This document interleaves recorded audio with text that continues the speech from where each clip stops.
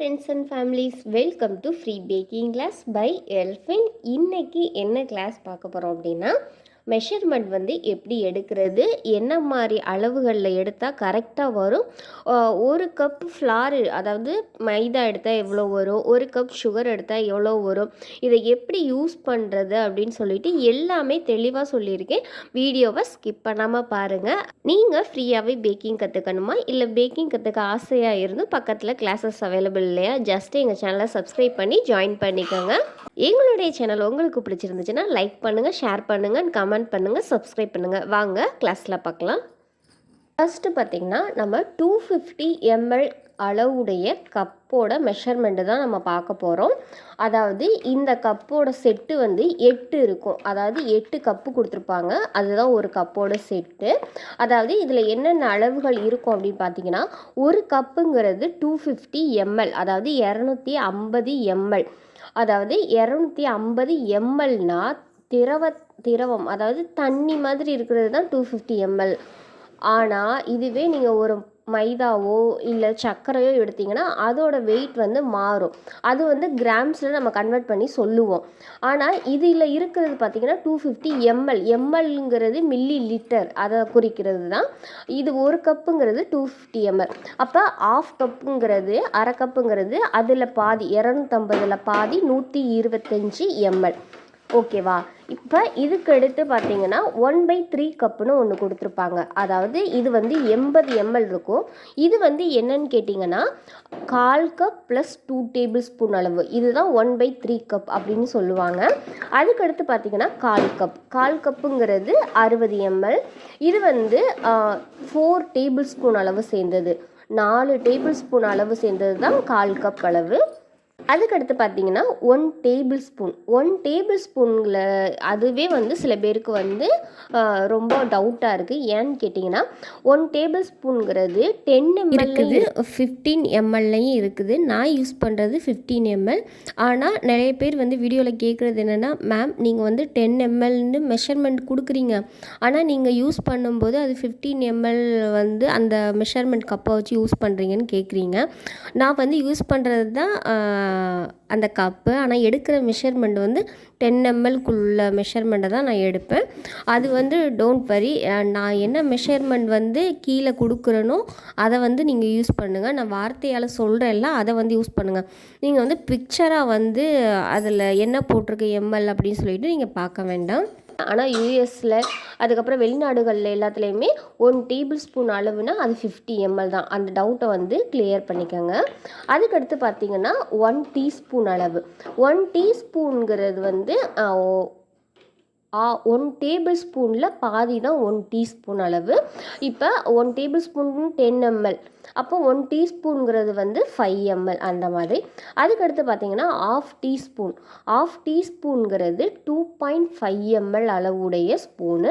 அதுக்கடுத்து பார்த்திங்கன்னா 1/4 டீஸ்பூனுங்கிறது 1.25 ml, அதாவது ஆஃப் டீஸ்பூனில் பாதி 1/4 டீஸ்பூன். மொத்தம் செட்டு வந்து பார்த்திங்கன்னா 8 ஸ்பூன் இருக்கும். அதில் இந்த மாதிரி தான் இருக்கான்னு கேட்டிங்கன்னா அப்படி இல்லை, இந்த மாதிரி கப் வேரியேஷன் இருக்குது. அதுக்கப்புறம் இந்த மாதிரி சில்வர்லேயும் இருக்குது.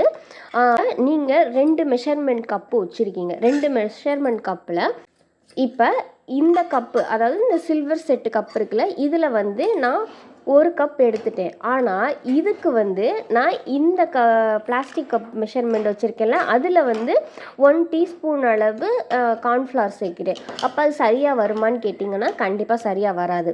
ஏன் அப்படி எடுத்தால் கரெக்டாக வருமானு கேட்டிங்கன்னா கரெக்டாக வராது.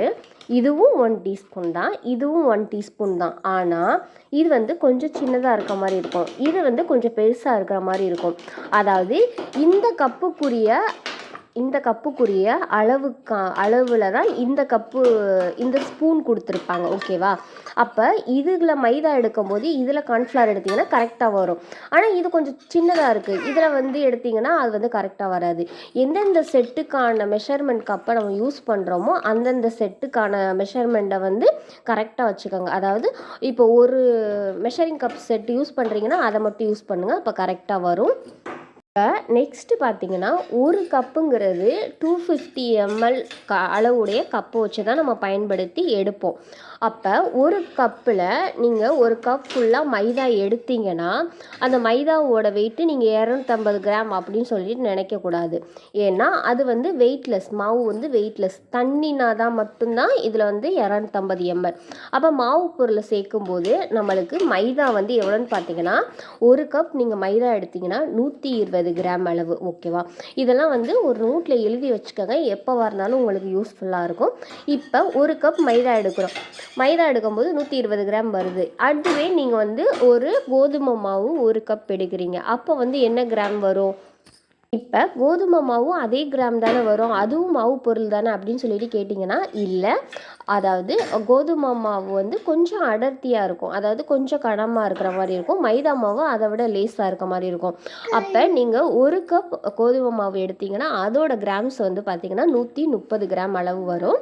அதுக்கடுத்து பார்த்திங்கன்னா சரி ஓகே, அதே மாதிரி தானே பாதாம் பவுடர் இருக்கும். இந்த மேக்ரூன்ஸ்லாம் செய்வோம்ல, அதுக்கெல்லாம் பாதாம் பவுடர் தானே யூஸ் பண்ணுவோம். அப்போ அந்த பாதாம் பவுடர் ஒரு கப் எடுத்திங்கன்னா அதுவும் அதே தானே வரும் அப்படின்னு நீங்கள் நினச்சிங்கன்னா அது தவறு. பாதாம் வந்து ஒரு கப் நீங்கள் ஃபுல்லாக எடுத்திங்கன்னா 112 கிராம் தான் வரும். ஏன்னா அது இருக்கிறதுலே ரொம்ப வந்து வெயிட் கம்மியாக இருக்கும். அதுக்கடுத்து ஒரு 250 ml கப்பில் ஒரு கப் அளவு சுகர் எடுங்க அப்படின்னு நம்ம சொன்னோன்னா, ஒரு கப் ஒயிட் சுகர், பொடி பண்ணாத சுகர் ஒரு கப் எடுத்திங்கன்னா கரெக்டாக 200 கிராம் அளவு வரும். ஓகேவா? அதுவே நீங்கள் ப்ரௌன் சுகர், அதாவது நாட்டு சர்க்கரை வந்து ஒரு கப் அளவு எடுத்திங்கன்னா 220 கிராம் வரும். ஒவ்வொரு பொருட்களுமே இந்த மெஷர்மெண்ட் கப்பில் எடுக்கும்போது அதோட அளவுகள் வந்து மாற தான் செய்யும்.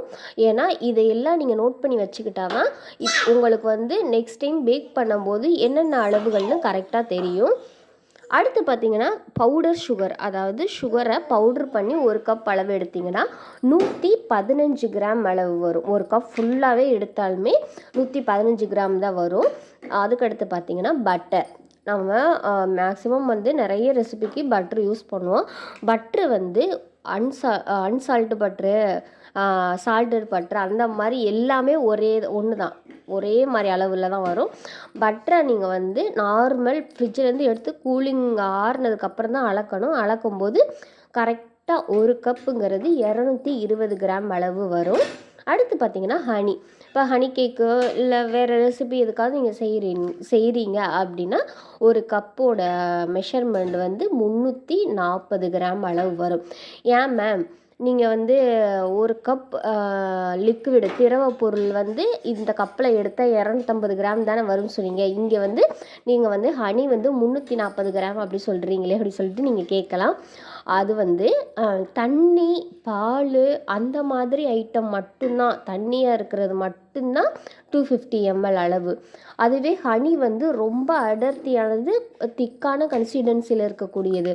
அது வந்து நீங்கள் ஒரு கப் எடுக்கும்போது 340 கிராம் அளவு வரும்.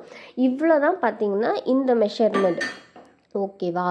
இப்போ நீங்கள் வந்து ஒவ்வொரு மெஷர்மெண்ட் எடுக்கும்போதும் இந்த நோட்ஸை நீங்கள் எழுதி வச்சுக்கிட்டீங்க அப்படின்னா நெக்ஸ்ட் டைம் நீங்கள் பேக் பண்ணும்போது ஒரு டேபிள் ஸ்பூன்னா எவ்வளோ சர்க்கரைன்னு தெரியலையே, ஒரு கப்புனா எவ்வளோ சர்க்கரைன்னு தெரியலையே அப்படின்னு சொல்லிட்டு நீங்கள் கன்ஃபியூஸ் ஆக தேவையில்லை.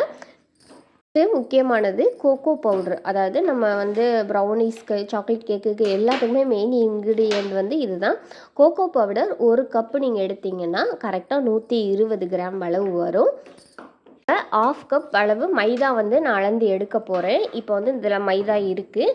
இப்படி டைரெக்டாக இப்படி வந்து அமுத்தி அள்ளவே கூடாது. ஓகேவா? இப்படி எடுத்திங்கன்னா அரை கப்புங்கிறது 60 கிராம்.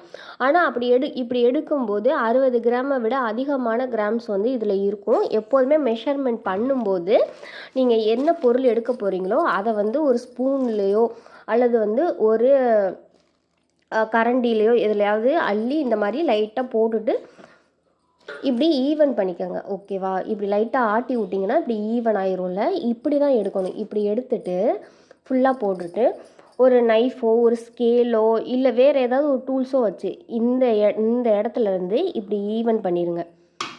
இப்படி தட்டி எடுத்திங்கன்னா, இந்த தலை தட்டி எடுக்கிறதுன்னு சொல்லுவாங்கள்ல, அதாவது இந்த படியிலலாம் அளக்கும்போது லைட்டாக தலையை தட்டிட்டு அதுக்கப்புறம் அந்த வந்து இன்க்ரீடியண்ட்டை சேருங்கன்னு சொல்லுவாங்க. அந்த மாதிரி இந்த மாதிரி எடுத்தால் தான் 60 கிராம் அளவு வரும்.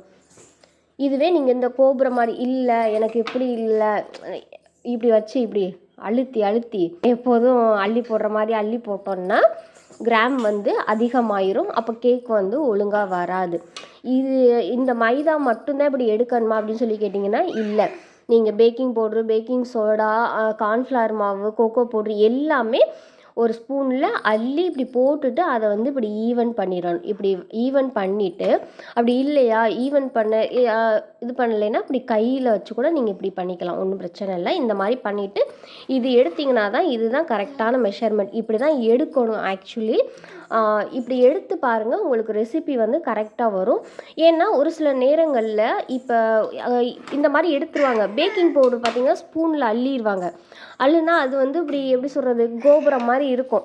கோபுரம் மாதிரி இப்படி இருந்துச்சுன்னா பேக்கிங் பவுடர் கொஞ்சம் அதிகமாக போனாலும் கேக் வந்து புழுன்னு அப்படி உதிர ஆரம்பிச்சிரும். அதனால் கவனமாக இருங்க.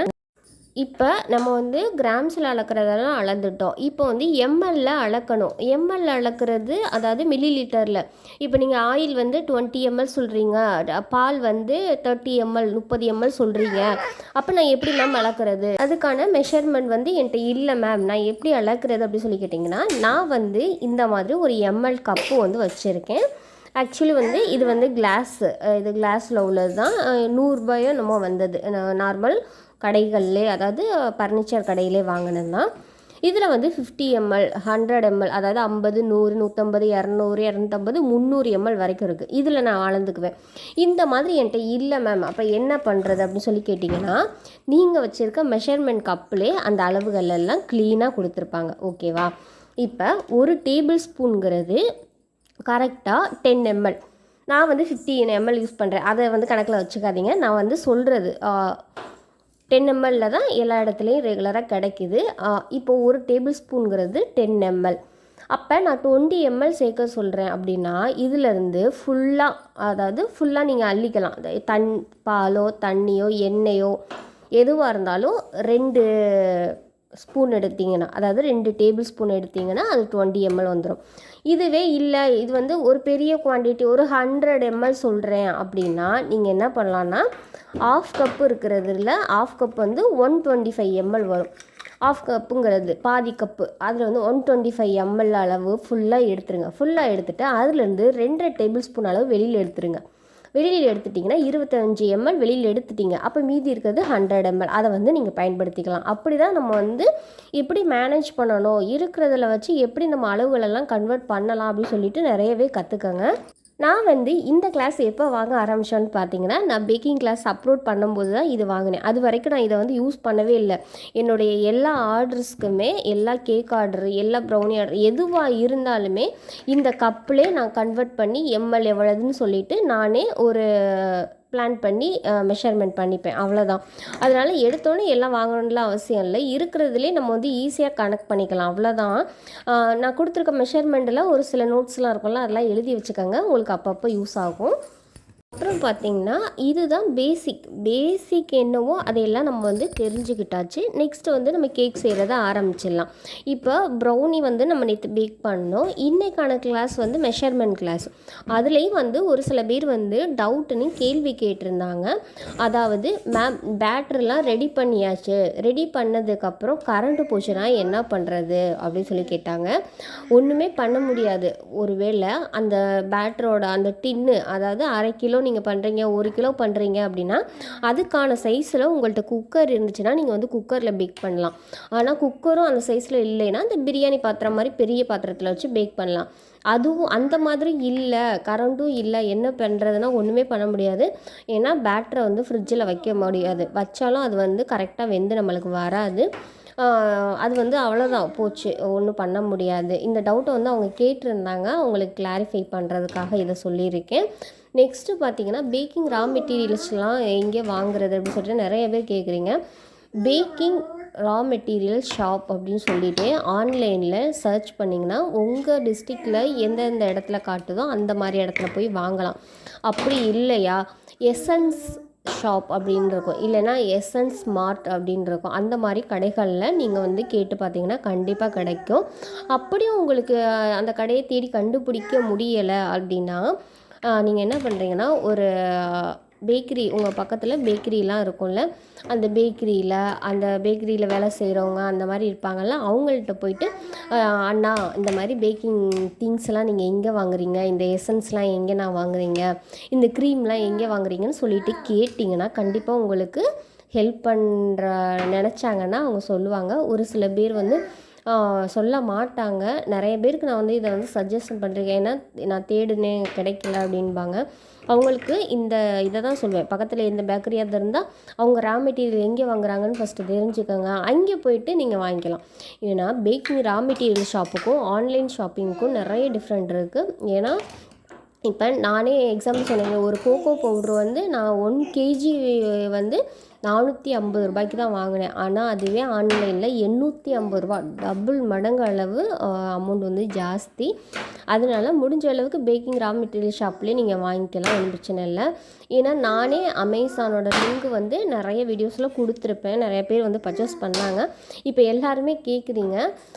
இப்போ அதில் என்ன ஆச்சுன்னா, அதில் வந்து ஒரு சில ப்ராப்ளம்ஸ் இருக்கிற மாதிரி இருந்தது. அதாவது நிறைய லிங்க் வந்து நம்ம கொடுத்தோன்னா நிறைய பேர் நம்ம வீடியோவை பார்க்குறத ஸ்டாப் பண்ணிவிட்டு அந்த லிங்க்கை வந்து கிளிக் பண்ணி இல்லை வேறு எதுவோ ஒரு அக்கௌண்ட்டுக்குள்ளே போயிட்டா யூடியூப்பில் வந்து வீடியோ பார்க்குற தரம் வந்து கம்மியாயிடும். அதாவது அந்த யூடியூப் வீடியோவை ஸ்கிப் பண்ணிவிட்டு நீங்கள் போய் அங்கே பார்க்குற மாதிரி ஆகிடுதுல, அதனால யூடியூப்க்கு வந்து அது லாஸ் ஆகுது. அப்படிங்கிற மாதிரி பட்சத்தில் நிறைய லிங்க் கொடுத்தா சேனல் வந்து பிளாக் ஆகுறதுக்கு வாய்ப்பு இருக்குது அப்படின்னு சொல்லியிருக்காங்க. ஸோ அதனால தான் லிங்க்கு கொடுக்கல, யாரும் கோச்சிக்க வேண்டாம். நம்ம வந்து பழைய வீடியோஸில் வந்து நிறைய லிங்க்கு கொடுத்துருப்போம். இப்போ கிளாஸ் ஸ்டார்ட் பண்ணதுக்கப்புறம் நான் அவ்வளோக்கா லிங்க்ஸ் கொடுக்கல. ஃபர்தர் டிஸ்டர்பன்ஸ், என்னுடைய குட்டி மக வந்து பாப்பாவுக்கு வந்து 1.5 வயசு ஆகுது. அவங்க வந்து இங்கிட்ட விளையாடிட்டே இருக்காங்க, டம்மு டம்முன்னு உருட்டிகிட்டே இருக்காங்க.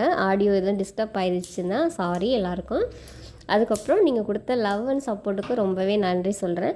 நெக்ஸ்ட்டு பார்த்தீங்கன்னா ஒரு ரெக்வெஸ்ட்டு உங்கள்கிட்ட, நியூ சேனல் வந்து ஹோம் பிளாக் மாதிரி ஒரு சேனல் வந்து ஆரம்பிச்சிருக்கோம். அதை ஆரம்பிச்சுட்டு ரொம்ப நாளாக வீடியோ போடல, இப்போ தான் ஒரு 2-3 வீடியோ அதாவது ஷார்ட்ஸ் போட்டிருக்கேன். உங்களால் முடிஞ்சிச்சுன்னா அந்த சேனலுக்கு வந்து சப்போர்ட் பண்ணுங்கள். Thank you for all. வாழ்க்கையில் நம்மளுக்கு எவ்வளோ கஷ்டங்கள் வந்தாலும் ஏதாவது ஒரு வகையில் நம்மளுக்கு வந்து மனநிறைவு கிடைக்கும்னு நம்புங்க ஃபஸ்ட்டு. ஏன்னா எந்த ஒரு விஷயத்தையுமே விடாமுயற்சியோடு நீங்கள் செய்யும்போது அதற்கான பலனை வந்து நீங்கள் சீக்கிரமாகவே கையில் வாங்குவீங்க. அது வந்து கடவுள் கொடுத்த இயல்பு அது, சரியா? நம்ம முயற்சி பண்ணாமலே எதுவும் வராது. எதுவாக இருந்தாலும், நான் பேக்கிங்னு சொல்லலை, எந்த ஒரு விஷயம் உங்களுக்கு பிடிக்குதோ அதை வந்து நீங்கள் கரெக்டாக ப்ராப்பராக செஞ்சீங்கன்னா கண்டிப்பாக அதில் நீங்கள் வந்து வெற்றி அடைவீங்க. ஏன்னா கடவுளுங்கிறவர் வந்து டைரெக்டாக நம்மளுக்கு ஹெல்ப் பண்ணுவாரான்னு கேட்டால் இல்லை. அவர் ஏதாவது ஒரு ரூபத்தில் வந்து நம்மளுக்கு வந்து ஹெல்ப்பை வந்து கொடுப்பாரு. அந்த ஹெல்ப்பை நம்ம வந்து கையில் விடாமல் பிடிச்சிக்கிட்டிங்கன்னா அதில் நீங்கள் சக்ஸஸ் ஆவீங்க. ஏனோ தானோன்னு அதை அப்புறம் பார்த்துக்கலாம் இப்புறம் பார்த்துக்கலாம் அப்படின்னு சொல்லிட்டு ஸ்கிப் பண்ணாமல் எந்த ஒரு விஷயத்தையும் முழு ஈடுபாடோடு நீங்கள் செஞ்சீங்கன்னா கண்டிப்பாக அதில் வந்து சக்ஸஸ் ஆகும். அப்படி சக்ஸஸ் ஆகணும்னு நான் உங்களுக்கு வாழ்த்துக்கள் தெரிவிக்கிறேன். எங்களுடைய சேனல் உங்களுக்கு பிடிச்சிருந்துச்சுன்னா லைக் பண்ணி, ஷேர் பண்ணி, கமெண்ட் பண்ணி, சப்ஸ்கிரைப் பண்ணுங்கள். Thank you for all.